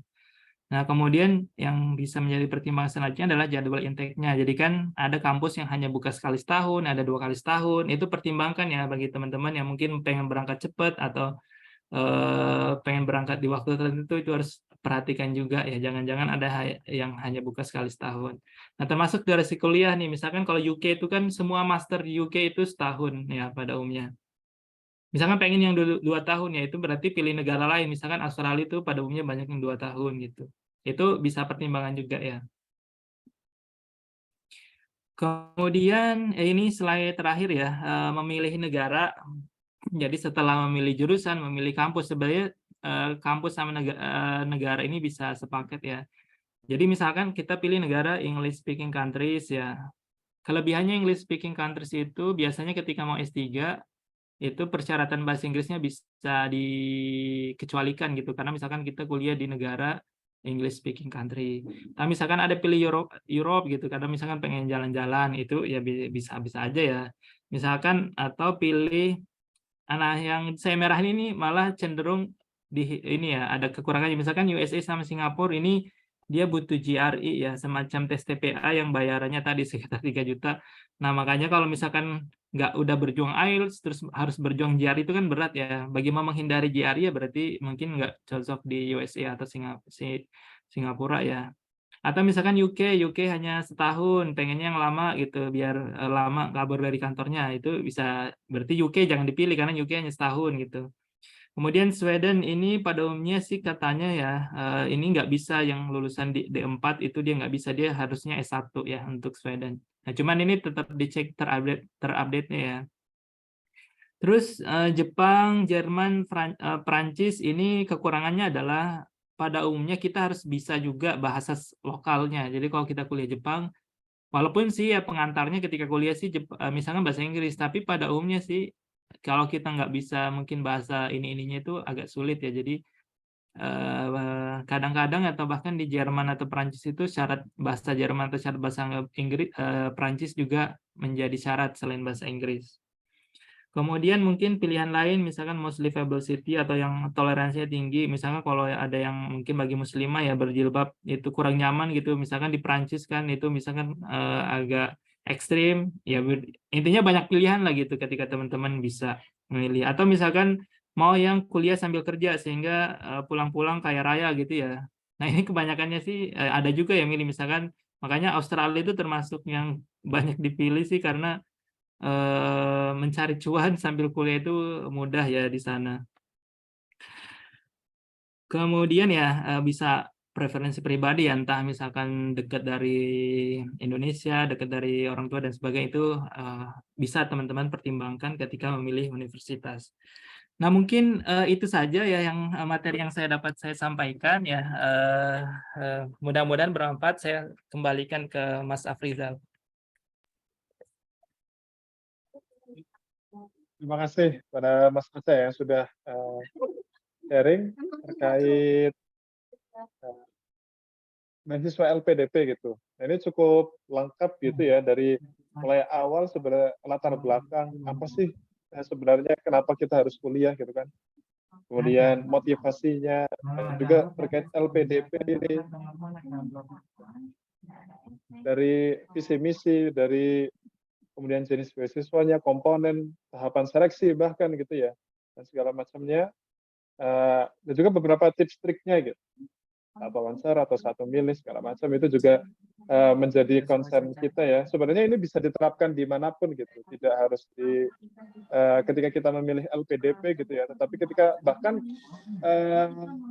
BPS pun gitu ya, yang sekarang kan sudah mulai ada tahapan wawancara seperti itu ya di mana ketika kita memilih ataupun mengikuti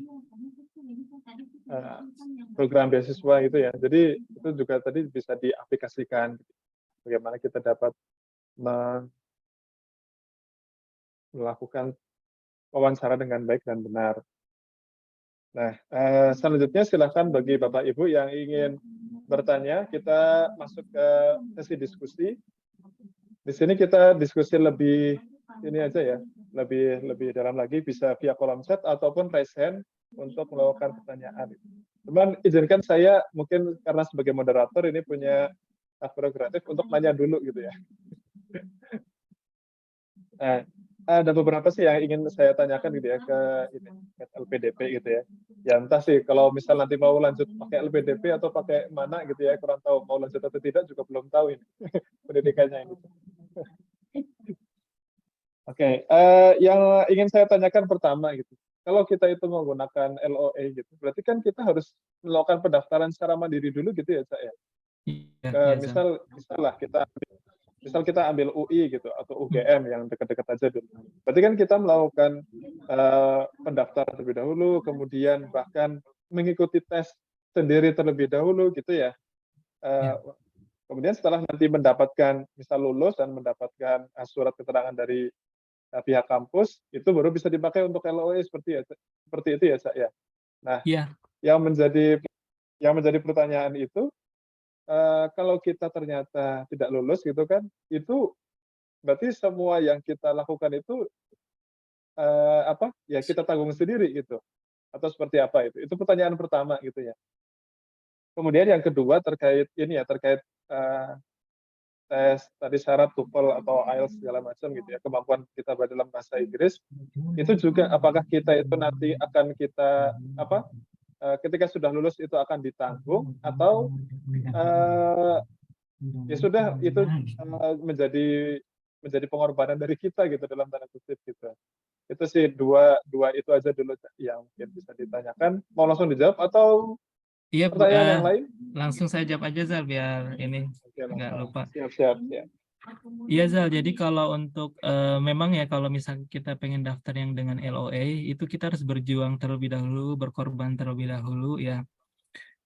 Yang bisa nanti di reimburse itu hanya satu biaya pendaftaran gitu. Jadi LPDP nanti kalau kita keterima itu bisa di reimburse untuk biaya pendaftarannya. Misalkan tadi SIMAK UI bayar 1 juta, terus nanti kita keterima daftar di UI beneran ya. Nah itu 1 jutanya nanti bisa di reimburse ke LPDP ya. Nah, teman kalau apa namanya ada misalkan nih kita misalkan kalau sekarang sih masih online, misalkan dulu dengan ada biaya transport, nah saya nggak tahu kayaknya bisa jadi nggak ditanggung tuh si biaya transport misalkan dari rumah kita ke tempat tes bisa jadi nggak ditanggung, hanya misalkan biaya pendaftaran SIMAK UI-nya aja.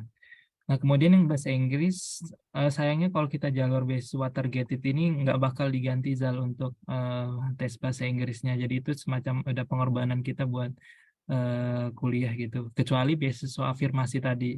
Kalau afirmasi itu akan diganti biaya tesnya atau biaya kursusnya, tapi kalau yang targeted PNS ini nggak diganti. Yang tadi yang kita misal pendaftaran di SIMAK, kalau misal kita nggak diterima berarti nggak diganti? Iya, nggak diganti. Hanya Oh, satu, penggantinya itu pokoknya hanya satu. iya, enggak, maksudnya itu Iya, pendaftaran misal 1 juta tadi ikut SIMAK UI, itu berarti kalau kita lulus gitu ya, kalau tidak lulus berarti tidak diganti nggak ya? diganti, iya, nggak diganti.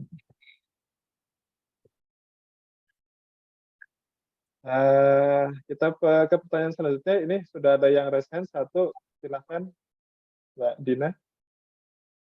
Terima kasih Kak Rizal atas kesempatannya. Kenalkan Kak, nama saya Dina dari BPS Lupis. Mau ada nanya 2 pertanyaan.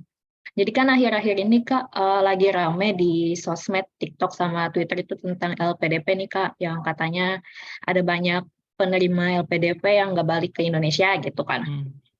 Nah terus berarti emang syaratnya sebenarnya kan di situ katanya harus bikin esai yang konkret untuk pembangunan Indonesia gitu ya Kak. Berarti memang sebelum apply LPDP itu memang ada syarat harus balik Indonesianya gitu ya Kak? Iya. Nah, kemudian tadi apa pertanyaannya? Terus saya juga cek-cek di Twitter itu kan Kak, katanya dia harus kayak punya tabungan dulu gitu Kak. Emang benar ya Kak? Kayak sistem reimburse-nya lama gitu. Jadi harus punya modal dulu nih di awal sebelum berangkat kuliahnya gitu. Kemudian yang kedua, mau tanya Kak, misalnya nih saya kan masih baru setahun nih di BPS gitu. Kalau misalnya nanti saya mau kuliah lagi dalam 4-5 tahun ke depan misalnya gitu, berapa jangka waktu yang ideal sih Kak misalnya untuk kita mempersiapkan diri mulai dari itu tes bahasa Inggris dan lain sebagainya gitu. Kira-kira idealnya berapa tahun sebelum kita apply LPDP-nya gitu Kak. Itu aja. Makasih ya Kak. Oke, langsung saja Zal. Terima kasih Mbak Dina atas pertanyaannya. Jadi kalau yang pertama tadi ya, yang banyak nggak pulang itu sebenarnya kalau PNS sih hampir semua pulang karena kan kita terikat dua ya, terikat sama LPDP-nya, terikat sama kantor kita. Jadi hampir nggak mungkin lah kita apa kabur gitu. Kebanyakan yang kabur, bukan kabur sih, nggak pulang itu karena dia memang nggak ada pekerjaan di Indonesia gitu dan memang menggiurkan sih ya kerja di sana itu. Ya, jadi mungkin akhirnya nggak balik.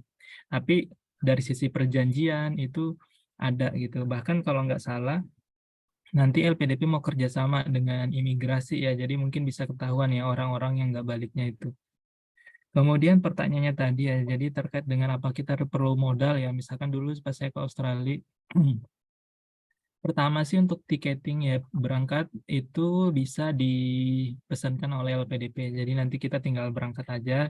Nah mungkin yang agak sulit itu mungkin kalau perlu bayar rumahnya, akomodasinya ya, nah itu memang perlu modal ya.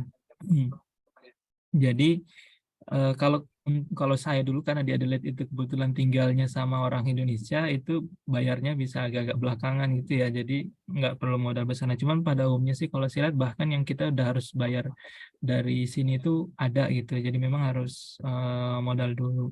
Karena yang dana kedatangan sama dana living allowance tadi itu bisa dicairkan kalau kita udah sampai di sana. Jadi kita perlu ada bukti boarding pass sama bukti lapor diri gitu. Jadi memang yang dana-dana itu tuh nggak bisa cair sebelum kita sampai di negara tujuan.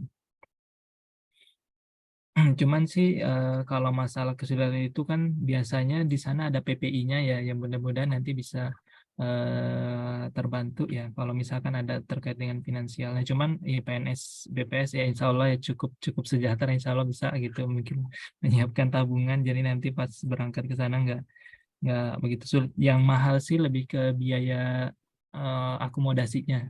Kalau makan kan mungkin bisa bawa Indomie dulu, bawa rendang, apa-apa. Jadi mungkin masih relatif mudah untuk makanan, tapi yang berat itu mungkin biaya akomodasinya yang harus bisa jadi kan mahal ya. Jadi kalau dulu tempat saya di Adelaide itu setiap minggu itu sekitar ya 1,6 juta per minggu ya. Nah, mungkin pertanyaan kedua, jangka waktu yang ideal, ini sebenarnya tergantung kita ya kan, yang merancang desain kehidupan kita itu kan kita sendiri. Dan misalkan kalau memang mau, anggaplah yang kita asumsikan sebagai ideal adalah setelah 4 tahun langsung berangkat. Ya, nah berarti kalau yang seperti itu, berarti di tahun ketiga ya, di tahun ketiga itu udah daftar beasiswa, jadi tahun keempat, ini tahun keempat udah berangkat gitu. Maaf, berarti ini tes atau tahun keempat lah ya, atau intinya di tahun setelah 4 tahun itu udah berangkat gitu ya. Nah artinya kalau misalkan di tahun keempat itu udah mau tes gitu, berarti kan sudah harus lengkap syaratnya. Yang paling sulit itu kalau menurut saya itu adalah bahasa Inggris ya, yang mungkin ada yang sebagian orang itu cus ya, tapi kalau bagi sebagian lain kan itu bisa berat. Jadi yang perlu persiapan itu hanya bahasa Inggris sih yang butuh persiapan lama. Jadi kalau merasa kita itu, misalkan nih kita pernah prediction test gitu, IELTS kita 5,0. Nah berarti kan butuh effort agar sampai ke 6,5 ya. Nah ini tergantung kalau misalkan memang kita merasa kemampuan bahasa Inggris kita kurang, kalau menurut saya setahun gitu ya, setahun itu persiapan. Tapi kalau misalkan kita itu udah mateng, ya 2 bulan 3 bulan aja sudah cukup untuk tes bahasa Inggrisnya. Jadi relatif gitu. Mudah-mudahan menjawab ya Dina ya. Mana Dina? Ada tanggapan? Cukup? Thank you Kak, cukup. Oke, terima kasih. Yang lain sebelum kalau ada yang mau langsung aja ya raise hand atau langsung. Ini ada pertanyaan nih Kak, dari kolom chat ya. Mungkin saya sambil membacakan juga. Agak panjang. Assalamualaikum Kak, saya Siva Ahnia Rahma dari BPS Kabupaten Tanah Laut. Izin bertanya untuk pemilihan jurusan. Sebagai statistisi, jika ingin memilih jurusan di luar statistik, contohnya komunikasi, apakah akan diakui di BPS? Karena pernah dengar ada beberapa jurusan yang tidak diakui S2-nya. Selanjutnya, untuk tips menulis esai yang menarik dan unik, apakah kita menceritakan pengalaman selama bekerja atau mulai dari saat di sekolah?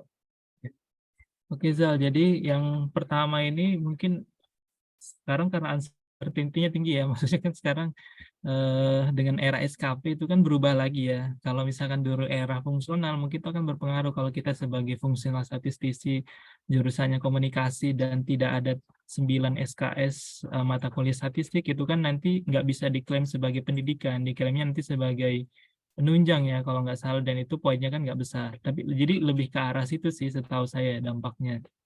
Nah tapi kalau dengan era SKP sekarang ya, nah itu bisa-bisa udah lebih bebas lagi kayaknya. Artinya bisa jadi masalah itu tuh udah nggak ada. Ini kan belum jelas ya, Sita yang nanya ya, Sita Agnia.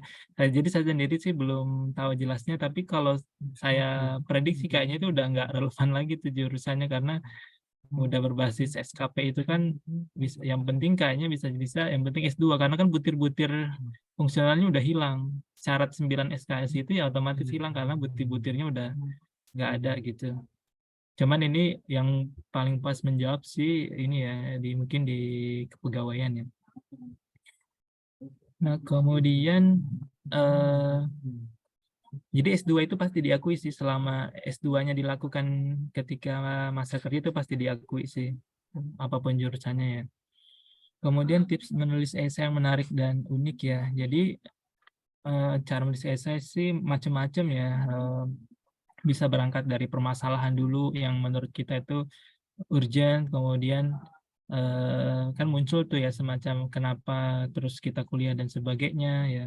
Kemudian kita juga di dalam esai itu misalkan mau berkontribusi itu kan bisa ceritakan, mungkin bisa menceritakan pengalaman kita dulu, atau ketika kita bilang mau berkontribusi di A, berarti kan kita harus bisa mengidentifikasi kekurangan di A itu ya. Terus kita membuatkan solusi, misalkan saya nanti setelah proses studi di BPS Pulpis mau mengadakan ini. Nah, pastikan itu ada yang melatar belakangi pengalaman apa yang terus sehingga menghasilkan inisiatif untuk membuat itu ya. Jadi yang konkret di situ ya. Cuman kalau yang unik ini tiap orang tentu akan beda-beda ya. Bisa tadi misalkan pada saat masa-masa apa ya, mungkin masa-masa sulit terus menunjukkan bahwa kita itu potensial untuk memperbaiki itu, atau kita misalkan punya skill leadership bisa mempengaruhi orang, itu hal-hal yang positif ya. Cuman itu nggak ada pakemnya ya. Kalau mungkin teman-teman juga kan pasti baca ya, kalau ada misalkan baca di sosmed ya, kan pasti juga bisa rasa ini ketika ada baca ada yang teman-teman skip ya, ada yang terus tertarik. Nah itu yang saya sendiri mungkin perlu perenungan ya, maksudnya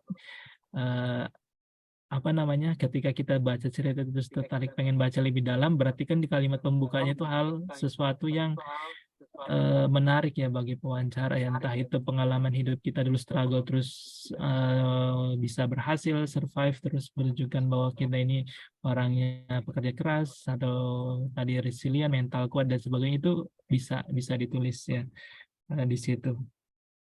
Cuman tadi nggak ada pakemnya, mudah-mudahan sih mungkin setelah sharing ini ya teman-teman bisa mencari secara mandiri juga ya dari berbagai orang ya, sehingga bisa banyak dapat perspektif gitu, karena memang nggak ada pakemnya esai ini. Tapi kalau dulu saya sih ketika nulis esai ini saya berangkat dari permasalahan, nah baru kemudian itu akan jabarkan kemana-mana ya.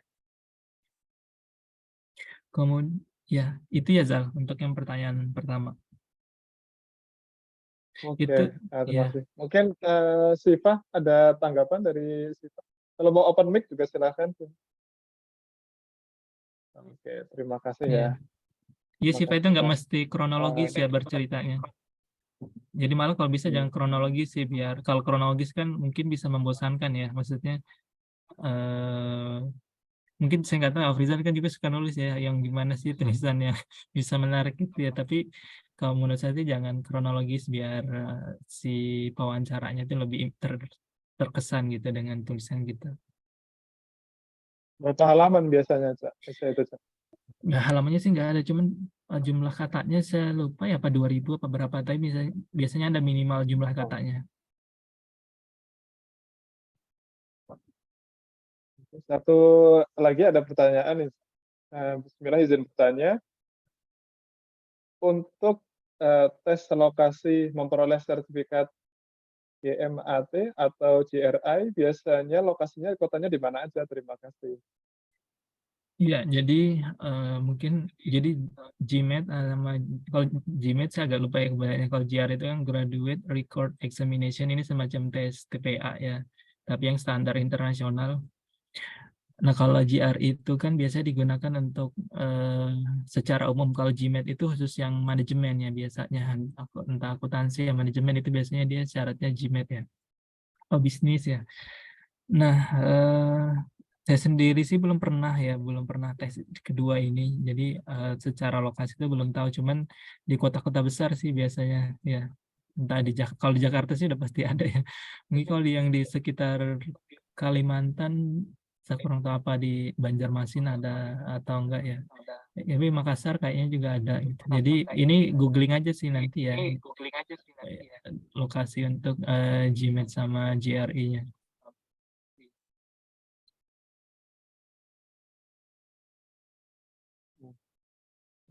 Bagaimana? Apakah sudah ya nanti sambil dicari-cari memang ya untuk lokasi tersebut. Berarti kalau misal kayak gitu ya harus ke tempat-tempat yang tadi disampaikan itu ya.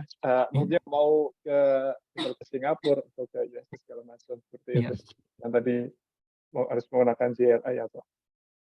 Oke, Bapak Ibu, Mas Mbak, ada yang ingin ditanyakan lagi terkait ini? Terkait ini. Oh, untuk mock up interview ini di chat. Apakah Kak Abdul Hadi berkenan untuk mentor wawancara? Terima kasih. Sebenarnya sih tergantung waktunya ya. Apa namanya? Kalau misalkan yang secara sistematis itu mungkin saya udah nggak bisa ya. Maksudnya dulu sih sempat ya menjadi salah satu mentor SB ya, yang dari awal gitu sampai akhir ya. Cuman kalau melihat kondisi pekerjaan sekarang itu agak sulit, tapi bisa gitu, nanti bisa japri saya misalkan saya mau nih mock up gitu. Nah itu kita bisa susun jadwalnya yang pas gitu. Kalau mock up interview insya Allah bisa gitu. Jadi ada yang nanya juga untuk slide tadi boleh di-share nanti di Oh iya boleh di kolom chat. Oke, nanti akan saya share ya. Jadi nanti akan di-share di chat Zoom. Sebentar saya share dulu. Ntar ini udah saya kirim. Lagi saya kirim. Oh, kamu yang kirim. Oh, kamu yang kirim. Oke. Jadi bisa disimak lagi terkait itunya.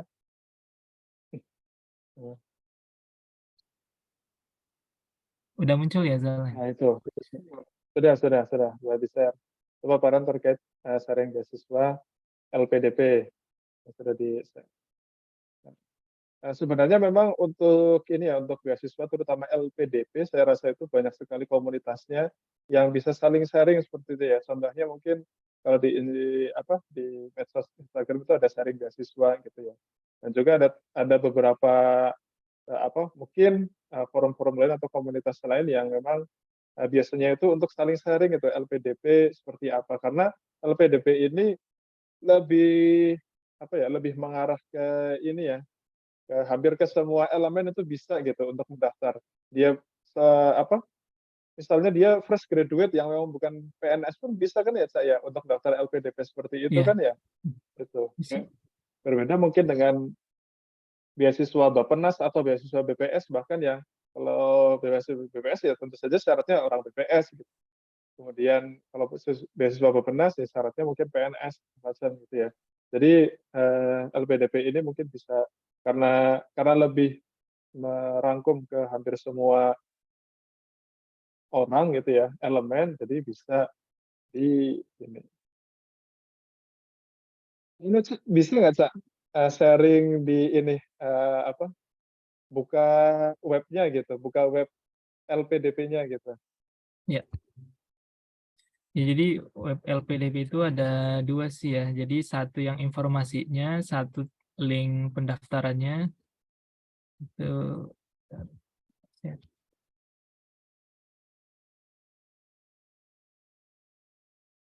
saya share di kolom chat ya Zal ya. Oke.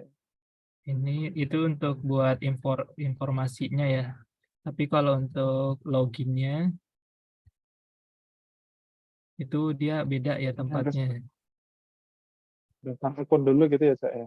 Iya, jadi kalau yang itu yang website yang pertama itu buat baca-baca informasi beasiswanya, persyaratannya dan sebagainya. Yang kalau buat apply-nya itu yang link yang kedua. Di situ juga Oke. ada bookletnya, jadi kalau bisa dibaca ya. Dan memang nanti di link beasiswa LPDP itu ada 2 link ya. Mungkin saya share aja ya Zal ya. Jadi ketika Boleh. buka link yang kedua tadi itu kan mengarah ke sini, ada LPDP, ada Kemendikbud Ristek ya. Jadi sekarang itu memang ada Kemendikbud Ristek ini bisa sendiri ya kalau mungkin guru-guru, dan ada banyak sih lebih beasiswa juga di sini. Nah, nanti pilih yang LPDP ya, masuk sini. Nah, nanti di sinilah ada emailnya, passwordnya. Kalau belum punya akun, buat akun. Ya, ada panduan, buklet, sama daftar perguruan tingginya ya. Jadi kalau misalkan mau riset kampus-kampusnya ya bisa dari sini ya. Jadi misalkan mau lihat mana sih perguruan tinggi tujuan PNS Polri. Nah, itu kan bisa jadi beda tulisnya ya. Nah, itu bisa di-download di situ. Misalkan ini yang dalam negeri ya, ITB, terus jurusannya apa aja. Nah, itu harus dilihat karena bisa jadi ada jurusan yang kita inginkan. Kalau nggak ada di sini, itu bisa jadi nggak bisa kita pilih karena ini jurusannya kan by system nih kalau nggak salah yang dalam negeri ya. Tapi kalau luar negeri itu dia lebih fleksibel ya kalau nggak salah. Dan biasanya ini harus satu rumpun nih kalau dalam negeri. Jadi kadang-kadang tuh kalau kita misalkan nih udah pilih ekonomi gitu, nah pilihan keduanya kan kita bisa pilih 3 jurusan. Di ketika jurusan satu misalkan ekonomi, nah biasanya yang kedua itu harus di dalam lingkup rumpun ekonomi, nggak bisa pilih jurusan lain-lain gitu. Itu yang kalau ini sih dalam negeri. Kalau yang luar negeri karena mungkin LPDP nggak punya direktori jurusan per kampus, nah itu dia lebih jurusannya kayaknya diketik deh. Kalau tapi kalau dalam negeri saya ingat saya dia dipilih.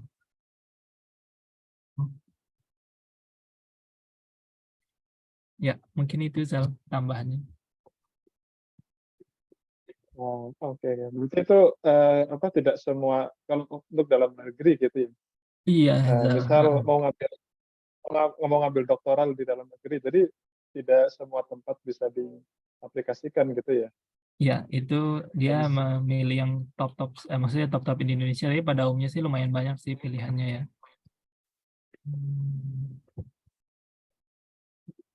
Jadi memang LPDP ini jadi tidak melulu, biasanya kan LPDP luar negeri tidak melulu luar negeri, tapi dalam negeri pun bisa gitu kan. Bahkan Ya. beberapa teman kita di BPS itu ada yang menggunakan LPDP dan di dalam negeri gitu ya. Jadi Ya. yang luar negeri pun juga lumayan banyak. Karena waktu sudah menunjukkan pukul 10, Bapak Ibu ada yang ingin bertanya lagi? Yang ingin ditanya sebelum ditutup?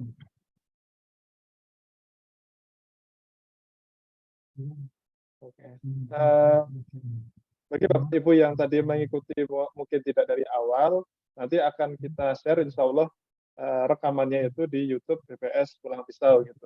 Nanti bisa dilihat lebih lanjut. Dan bagi Bapak Ibu di sini juga yang ingin sharingnya nanti terkait apa lagi nih dari Pulang Pisau, bisa silahkan disampaikan nanti di follow Instagram BPS Pulang Pisau gitu ya. Nanti akan ada apa lagi gitu ya yang dihadirkan oleh BPS Pulang Pisau. Semuanya insya Allah akan kita sampaikan di media sosial kami, terutama di Instagram. Mungkin sebelum kita tutup ya, closing statement dari Aca. Iya, Zal.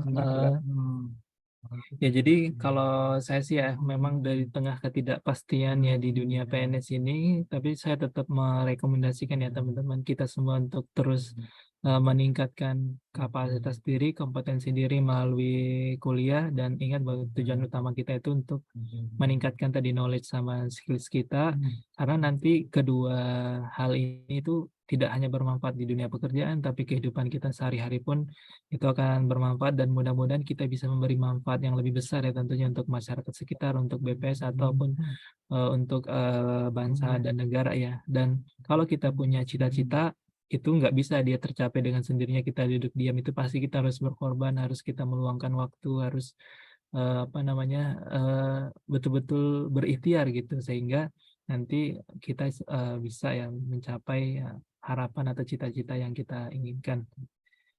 Dan jangan lupa tentunya berdoa semua segala hal yang kita ikhtiarkan ya, kalau misalkan memang belum takdir dari Allah ya kita harus ikhlas, tapi selama kita sudah berikhtiar, dan bahkan kalau sedikit menyebutkan istri saya sendiri itu mencoba 3 kali ya, jadi lulusnya itu yang ketiga kali. Nah itu teman-teman semua bisa mempertimbangkan masing-masing ya. Jadi setiap kali ada takdir Allah atau ada keputusan dari Allah, itu kita berpikir, merenung gimana respon kita, gimana sikap kita selanjutnya. Nah mungkin itu saja dari saya, Zal. Mohon maaf kalau misalkan ada hal-hal yang kurang berkenan ya. Oke, terima kasih atas closing statement-nya. Jadi memang banyak jalan yang kita tempuh untuk menggapai cita-cita kita gitu. Dan memang salah satu jalannya, ya ini bukan jalan satu-satunya, tapi salah satu jalannya adalah dengan meningkatkan ya pendidikan kita melalui jenjang yang lebih tinggi gitu. Nah, salah satunya yang kita bahas kali ini adalah beasiswa LPDP. Nah, kalau teman-teman nanti ada usul terkait baperan selanjutnya, silakan klik di kolom ini ya, chat, atau bisa di lewat Instagram kami gitu ya, di @bps_fullpeace. Silahkan di follow juga gitu ya. Mungkin itu ya yang bisa disampaikan, tapi sebelum itu mohon izin Bapak Ibu silahkan diaktifkan kameranya untuk dokumentasi kegiatan kita kali ini. Silahkan bagi Bapak Ibu yang masih off, dinyalakan dulu, mohon izin ya. Saya nyalakan, kita ini dulu, kita siap. Sebentar, untuk yang halaman 1 dulu ya. 1, 2, 3.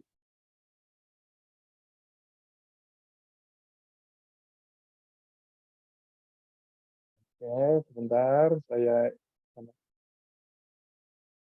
untuk halaman kedua ya. 1, 2, 3.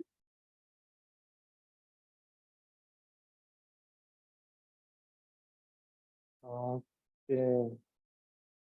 Ya, terima kasih atas partisipasi dari Bapak Ibu semua.